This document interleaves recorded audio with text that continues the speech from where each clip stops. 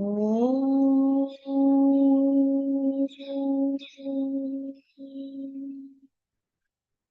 Sahana Bhavatu Sahanau Bhunaktu Saha Viryam Karavavahi Tejasvinavadhitamastu ma vidvishavahi.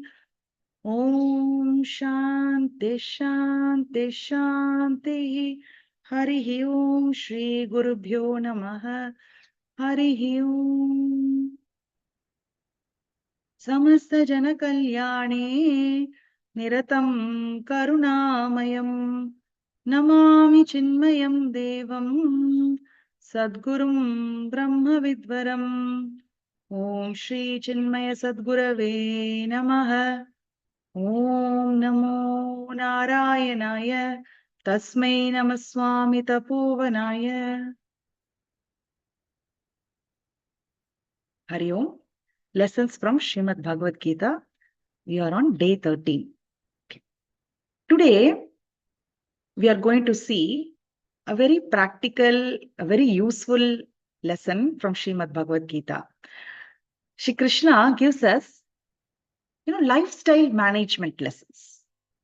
Lifestyle management. So again, it is universally and eternally applicable message from Krishna once again. Lifestyle management, yes. And you'll be surprised where he gives this. You can say these are tips or mantras for a happy and healthy living.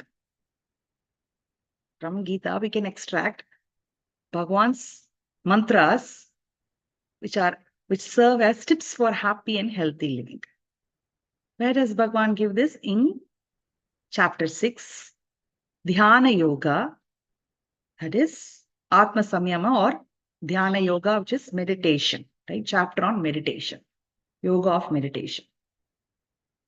There, in the context of explaining the preliminary steps for meditation, what are the preparatory steps that we should take, like, externally, how the space should be, at what time, in which place, in what posture, in what kind of seat. All this Bhagwan explains in the preliminary steps as external preparatory methods. And then also he talks about the internal preparations, how one should mentally prepare oneself when one sits for meditation, what kind of attitude, what kind of bhava one should have, what one should do with his body, mind, senses, and his thoughts. Everything Bhagwan explains. In that context, Bhagwan talks about lifestyle management. Because meditation is just not an act. It's not doing. It's not even a state where one goes and comes out of. It should be an integral part of our life. It happens when one is prepared. That is, when one's mind is so pure and the knowledge in the intellect is so clear and firm, with purity of mind and clarity of knowledge, meditation happens. But for that to happen, we need to take steps of practice with efforts. With a lot of efforts, it becomes effortless.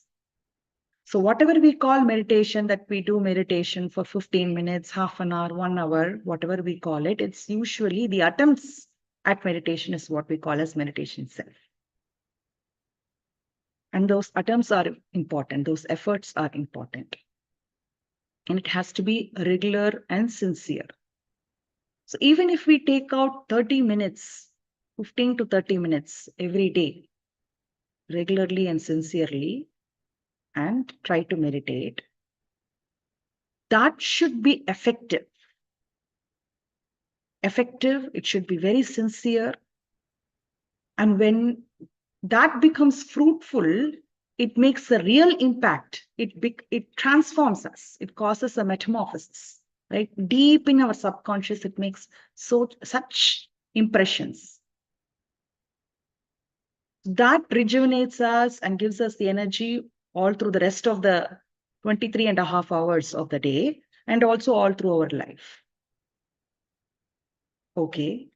So when we say meditation should be effective, to leave us, to make a change in our life or in our personality.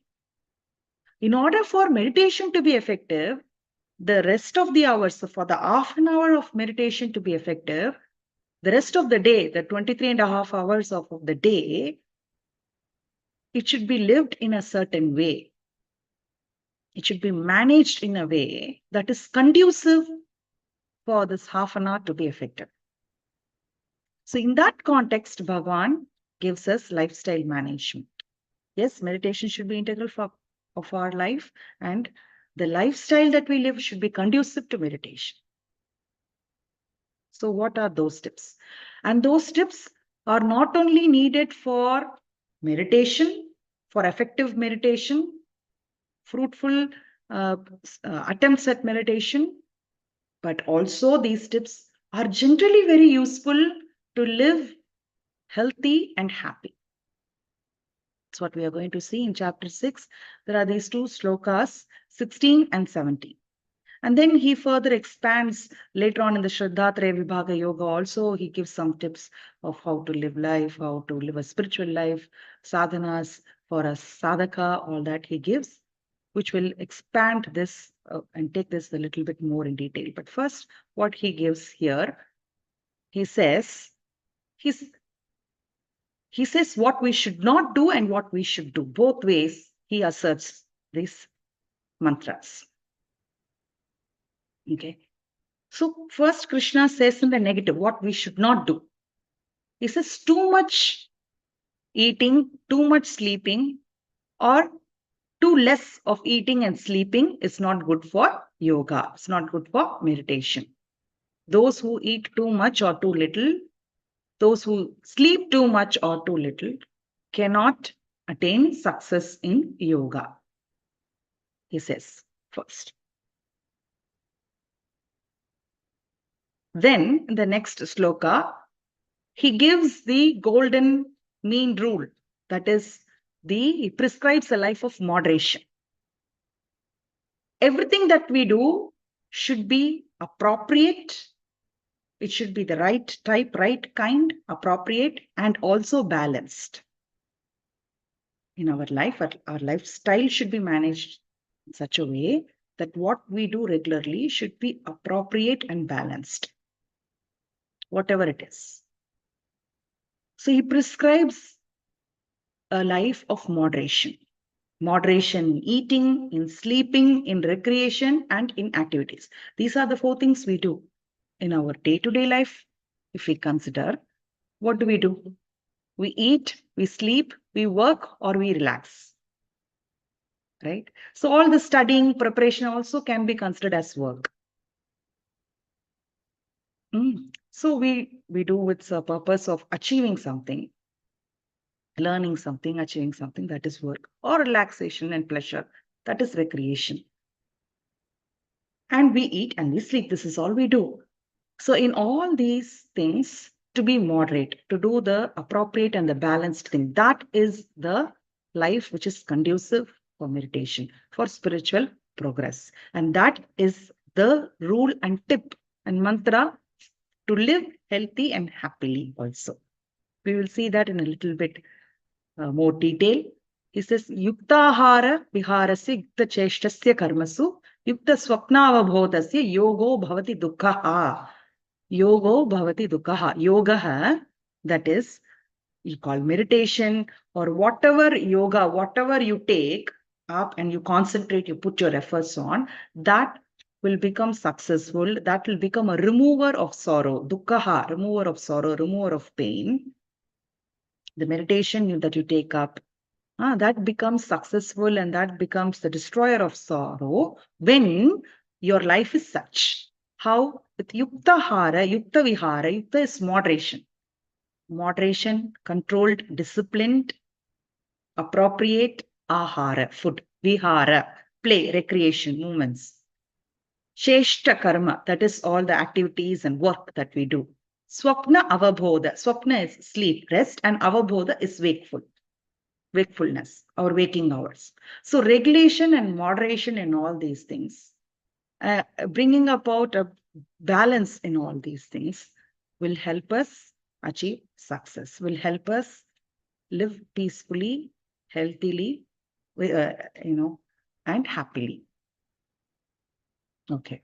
So that's what he says. We'll see that in a little bit more detail. But why straight away Bhagavan, the first thing he focuses, he tells us is bring about moderation and balance in food. Importance he gives. In Shraddhatraya Vibhaga Yoga in chapter 17 also, where in that context he says, what is Satvika, what is a Rajasika and what is a Tamasika way of life. There, Yajna Dana Tapa, he differentiates. There also, before getting into Yajna Dana Tapa, the first thing he talks about is food, and he says, what is Satvika food, what is Rajasika food, what is Tamasika food. So why so much importance on food? Is because the food we take is the building block, not only of our body, the physical gross body, but also of our mind. Of course, body also should be healthy. It should support us in our spiritual sadhana, in our attempts at meditation. So that also is important. The building block of that, which is the food, also should be taken care in that gross aspect. But we should also remember that whatever we eat, the grossest part gets eliminated as waste. The subtler part becomes the body, that is the bones, the flesh, the marrow and everything, the skin, the muscles, and the subtlest part becomes our mind. This is beautifully explained with practical demonstration in Chandogya Upanishad, where the Shishya, Shwetaketu, who's also the son of his guru. His guru is also his father. So the guru explains to the Shishya, Ahara Shuddhau Sattva Samshuddhihi. What you eat, in the purity of that lies the purity of your mind. Food becomes your mind. He doesn't understand. He asks for explanation. His father gives him a practical demonstration. He says, for 16 days, do fasting, but have water, because water is prana. Don't forget to drink enough water. Fast for 16 days and come to meet me on the 16th day. He does that. He drinks plenty of water, but nothing else. He refrains from food, eating the solids, and he comes to his father. And the father asks him some questions from Vedas, because he's a very learned person. And he's not able to recollect. So the father says, don't worry, start eating little by little, rest and come back the next day. He does that. He eats, he rests, he comes back the next day, and father asks the same questions. He's able to recollect from memory and answer all of it. So he says, see, there you go. The food you eat becomes your mind also, your thoughts, the subtlest part. Therefore, also, it's very important to regulate it, to eat right, and to eat moderate. And one other reason is it's our building block. It's the building block of the body and also the mind. The health of the body is also very important for sadhana. At the same time, this is the grossest and the most tangible change we can bring about almost immediately, starting immediately. And we do this at least 3 times a day. We may not be doing japa or swadhyaya or any other sadhana 3 times a day or even once a day. But food we take every day, at least thrice. So that is the most immediate change we can bring about consciously. So what he says, Bhagavan here, he says what? Yukta hara vihara. Here he says eat appropriate, balanced, moderate food. Why? Because food that is eaten in sufficient measure protects us and does not hurt us.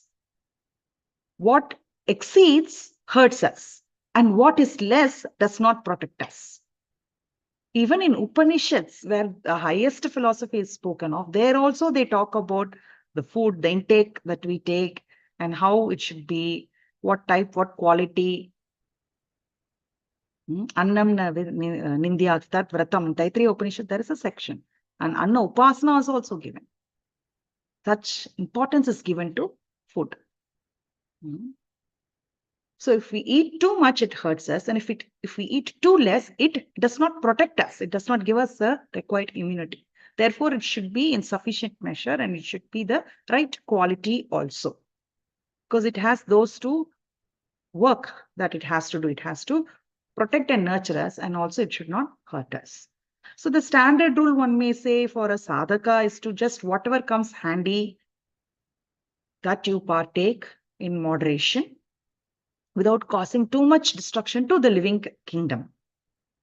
And at the same time, not loading the stomach too much. But for a spiritual sadhaka also, whatever comes handy doesn't mean, any junk or anything that comes handy, somebody gives, so I'm eating. Not that way.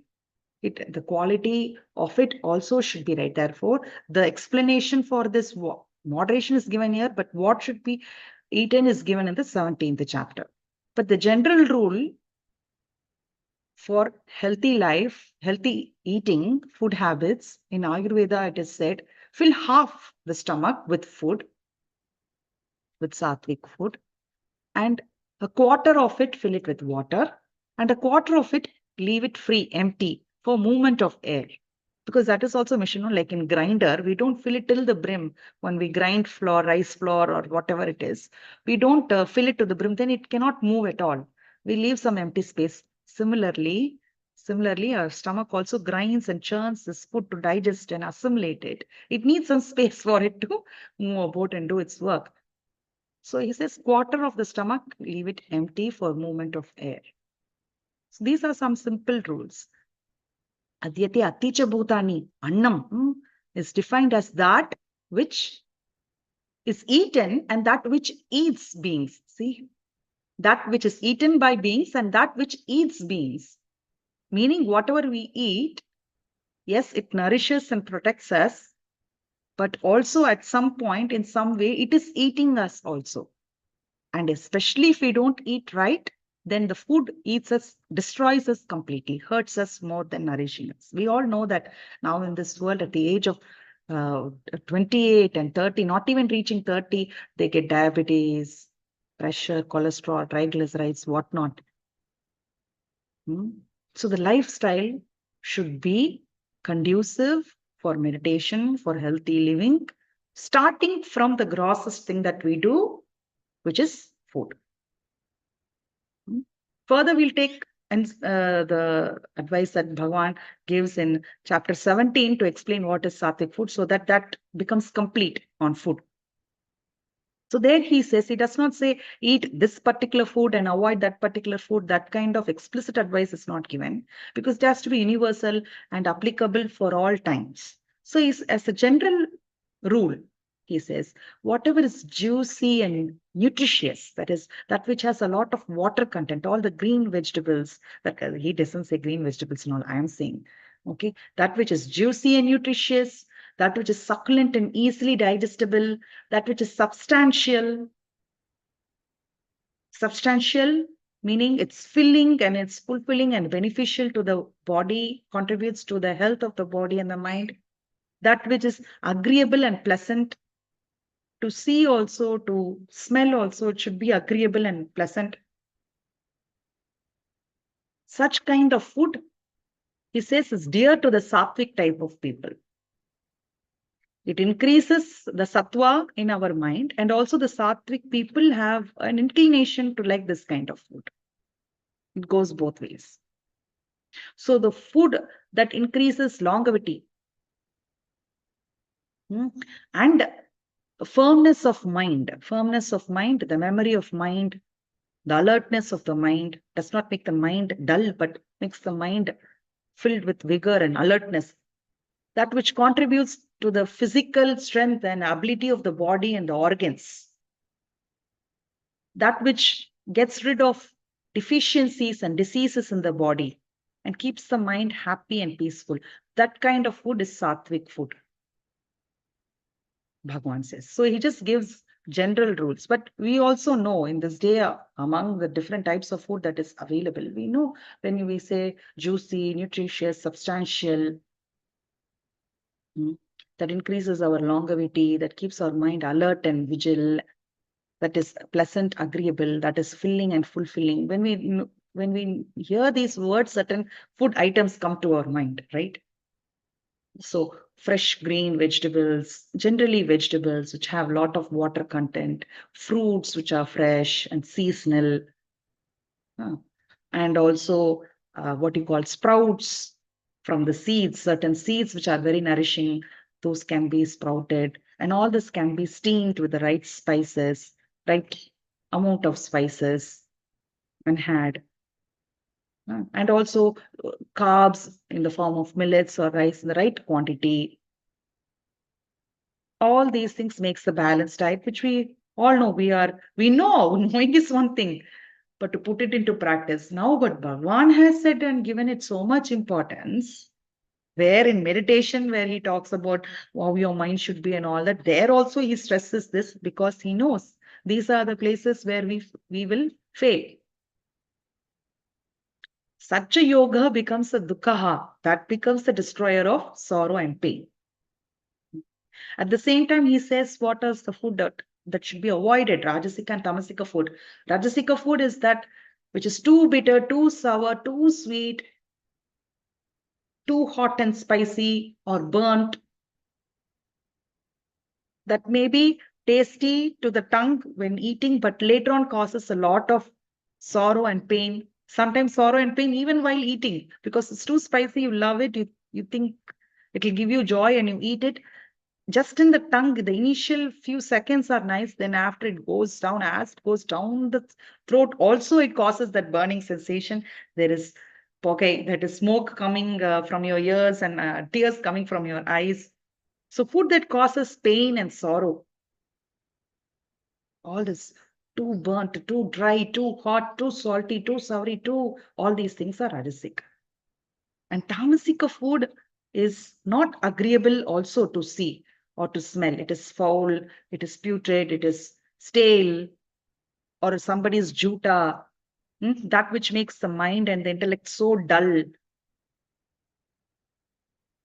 That is food like alcohol or drugs or intakes like that, which will dullen the mind, the intellect, intoxicates.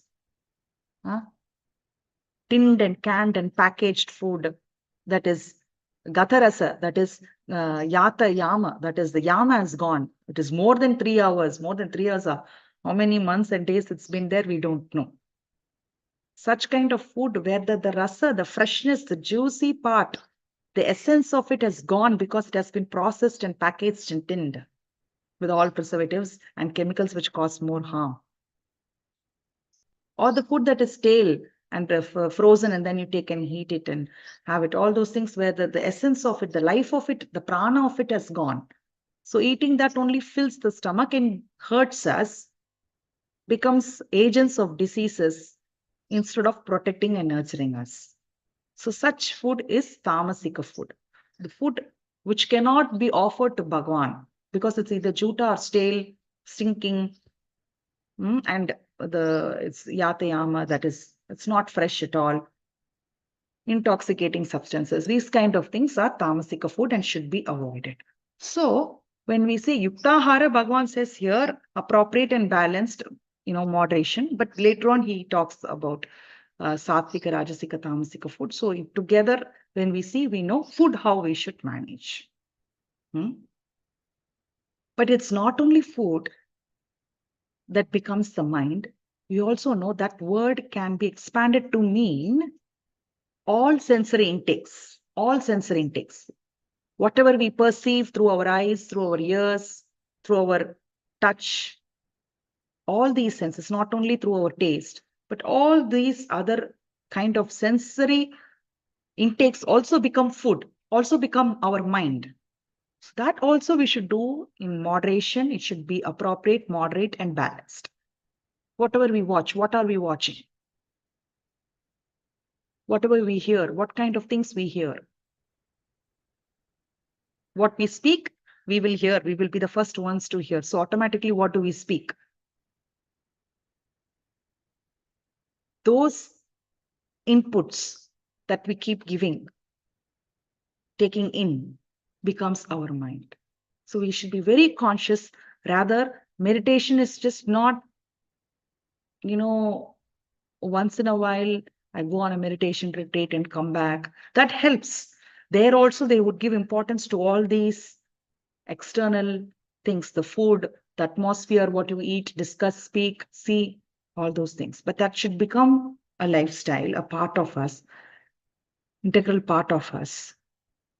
Then we should be very alert and vigilant in all our daily activities and daily experiences.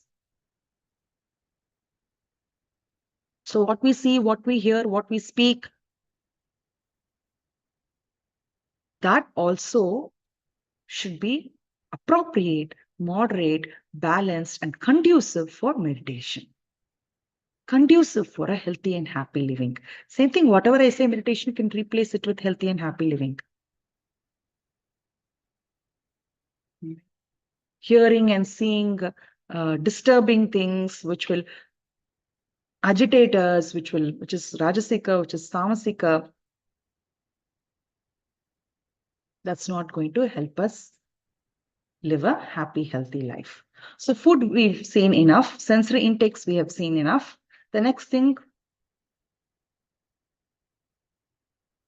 yuktahara viharasya yukta cheshtasya karmasa. Yukta swapnava bodhasya. So Bhagavan says here, with respect to sleep and wakeful hours also, we should be very balanced. And these inputs, this advice is more appropriate, is more very much needed now in these days, isn't it? Sleeping too much also dullens the mind. Sleeping too less also dullens the mind. So he says, be balanced and be regulated sleeping and waking hours. Normally they say 6 to 8 hours. So if for children and for elderly, it may go up to 8 hours or more depending on their health conditions. But for the youth and for the middle-aged, 6 hours is enough. 6 hours of sound sleep, and it should be regulated every day. It should not be going to bed at 1 o'clock or 2 o'clock, midnight, and then waking up late in the morning. Not like that. Without the help of alarm, one should be able to wake up. Meaning that going to bed also should be in such a way and regulated that one is able to wake up in the morning. Our ancestors lived such a life. They did not need this advice also much. It is more applicable. That's why I said for us now in this age. They had their dinner before sunset and went to bed around 8 or between 8 to 9. Definitely by 8 they should have gone to bed and woken up at 3 at or before Brahma Muhurta. So regulation in sleep and waking hours, the appropriate sleep. Practical tips we all know. When we complain about, I'm not able to sleep, I go to bed at 9 o'clock, but I finish my dinner early and then I go to bed, but still I cannot sleep. What do? We watch TV or mobile. These kinds of sensory inputs just agitates the mind, the brain. It makes it more active. Then how can we sleep? They say, put them off, all these TV, laptop, electronic things, listening to music or watching the phone, all these things, these electronic things which will cause the brain cells to be active, put them off, shut them down and keep them away at least 1 or 2 hours before the time to bed, and take up a book and read, do some japa, do some nama japa, nama kirtana by yourself, or read Bhagwan's Katha. All these things we can do without the help of laptop and phones. Without the help of laptops and phones, what we can do? So many things. Why are we not going back to books, reading books? So sleep and waking hours, that also should be regulated and appropriate. Food, eating, then is recreation. Recreation, yes, we do need some recreation, some relaxing moments, but that should be sattvic and elevating, that which rejuvenates us. And it should not be something which tires us, which dullens us, which takes out the vigor from our senses.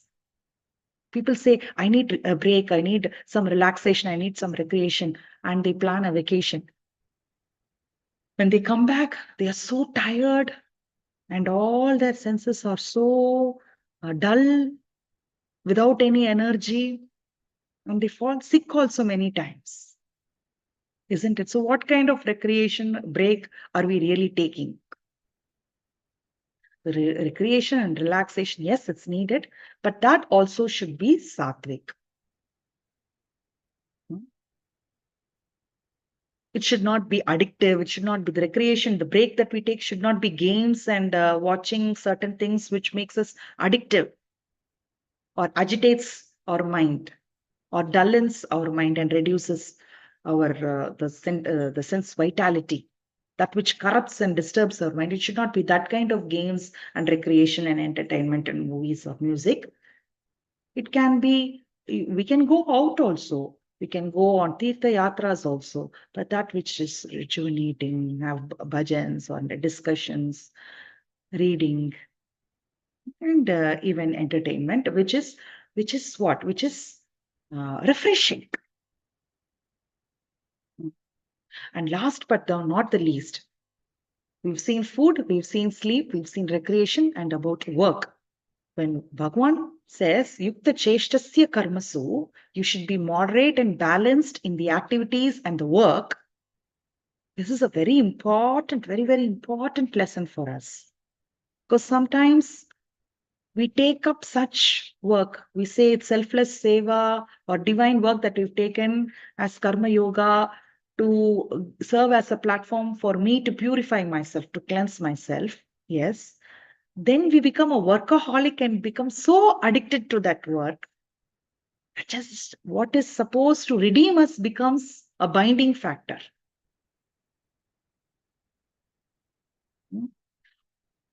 When one lives a duty-focused life, focusing on duty, focusing on sevas, helping others, serving others, in the karma yoga attitude, it should give us contentment and peace.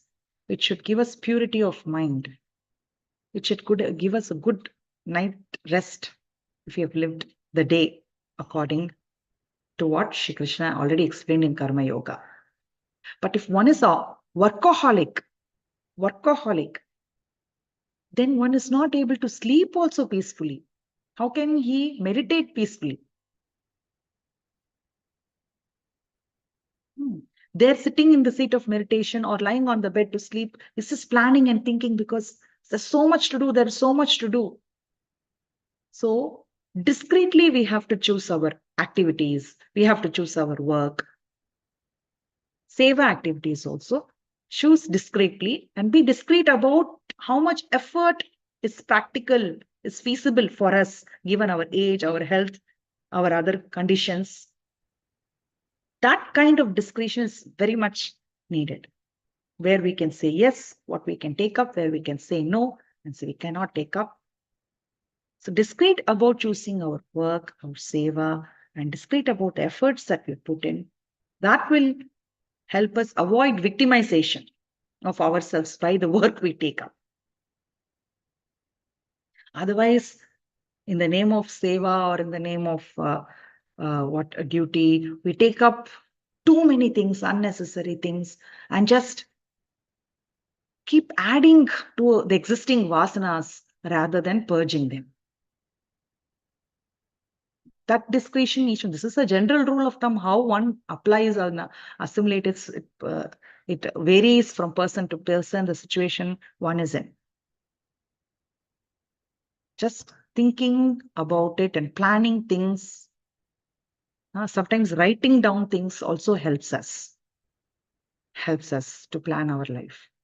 Initially, all these things may seem like, too much, but then when one gets into that habit, makes it a habit, then it becomes easier. We've seen about habit formation. We've seen about in the Karma Yoga sections also, how one should introspect every day and manage these things very well so that it becomes not as an effortful thing, but as an integral part of our life. It becomes our lifestyle itself. So these are some of the very useful tips, mantras that Shri Krishna gives us in the Dhyana Yoga for lifestyle management. Uttahara viharasya yukta cheshtasya karmasu yukta swapnavabodhasya yogo bhavati dukkha. such a yoga, such a life itself, such a meditation becomes fruitful and destroyer of pain, suffering, and sorrow for one who regulates his lifestyle, who brings about moderation in all these aspects, in the food, in the sleep, in the waking hours, in his recreation, and in all these things. Okay. So that's what Shri Krishna's message for us today. We'll see next class will be on Wednesday. Let's not take this lightly, because this each one of us can and must. Not only for effective meditation, fruitful meditation or sadhana, but also just to live a healthy and happy life, a peaceful life. This is very much needed. When we regulate these things, all the other things also fall in place. Just mindful eating, mindful recreation, mindful activities, mindful work, planning everything at the beginning of the day and fulfilling those things gives us such a sense of contentment and fulfillment, a kind of peace that is so priceless. Every day can be lived in harmony and peace if we bring up this regulation and moderation. I hope you remember in one of the past sessions, not in this Bhagavad Gita, but previous Bhagavad Gita sessions, I've spoken about the sadhana chart. The sadhana chart, and I shared that with you also. I can share it with you again. That is a very helpful tool in bringing about regulation and in implementing this small steps in lifestyle management. So what we do is very simple. In either a sheet of paper or in an Excel sheet, we take some 5 things or 10 things, and the sleeping, the time you go to bed, the time you wake up, and what you eat, food, and other things, whatever you want to do, whether you want to do yoga every day, some physical activity, some swadhyaya that you want to do, sadhana, whether it is puja or chanting, you mentioned that. So these things which are conducive, which are very important for a spiritual aspirant and also for us to regularize, those things we put, and day by day we track and we self-assess, introspect, and give us some marks. Either it can be a tick or a cross, or it can be some mark, a grade. Certain things can be just noting down. Waking time, 4 a.m. Sleeping time, 9 p.m. that day. Then we know, okay, it's good. The next day, how it was, 11 p.m. sleeping time, waking up 8 a.m. or whatever. Then we know. So it is like in the last thing before going to bed, we take up this chart and we fill it up honestly. Honest introspection. Not that anybody else needs to see this. It's just self-assessment. And as a third party, that is, as an observer, as a witness, one should do this activity without becoming too judgmental. Oh, I was too bad today. I ate all this food that I should have avoided. Then it becomes a guilt before going to bed. Not like that, but as an observer, as a witness, just detachedly assess and just give or just keep doing it in a detached manner as an observer at the end of the day on these activities, on all these things: food, recreation, waking and sleeping, work. And you can add the spiritual sadhanas, whatever, sadhana, swadhyaya, seva, whatever we can add, yoga, that kind of things. And how you will grade yourself for that. Average 5, 6. No, today I gave my best. 8. Today I was too bad. I will only give myself 2 or 3. So just as a detached observer, give you points on those 5 to 10 things. Every day, day after day, and over a period of time, that introspection, that itself will help us make, because we are making that conscious thought input in our mind. The next day, the higher mind, the intellect, will keep a check on the lower mind. Whenever there is a temptation, whenever there is a craving, a temptation from outside or a craving from inside, this higher intellect will say, you have to grade yourself tonight. Do you want to fare well? Do you want to get a tick or an X? and you will refrain from that temptation. So that has helped a lot of sadhakas in the initial stages. And we can take up simple things like that and help mold our lifestyle, manage our lifestyle in a better way. So many tips, like so many things are there nowadays. There is community also. They do yoga or they do dieting as a community, because sometimes it is difficult to do as a person. They go with like-minded people, form a group so that each one motivates the other and inspires the other. For things like this, we need not get into a community or a group. It can be just 2, 3 people in the family or in the neighborhood, friends, or it can be couples doing things together like this. We do this swadhyay together every day. We do this puja every day. We do this yoga every day together. And we inspire each other. If suppose one doesn't feel like, and one is lazy, or one is falling prey to temptation, wanting to grab something junk, the other can remind. No? So being with friends, not too many also, but just with a small group of 2 or 3, and help motivating and inspiring each other every day, how this goes, that also helps building these right lifestyle. So many tips which you may also know much better than me, but it is all about bringing into practice. And let's start from today. Best time to start something good and right is right now. Yes. Okay. With this, we end today's session and we continue on Wednesday.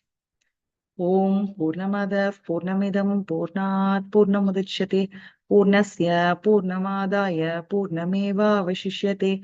Om Shanti Shanti Shanti. Harihi Om Shri Gurubhyo Namaha. Harihi Om. Hari Om.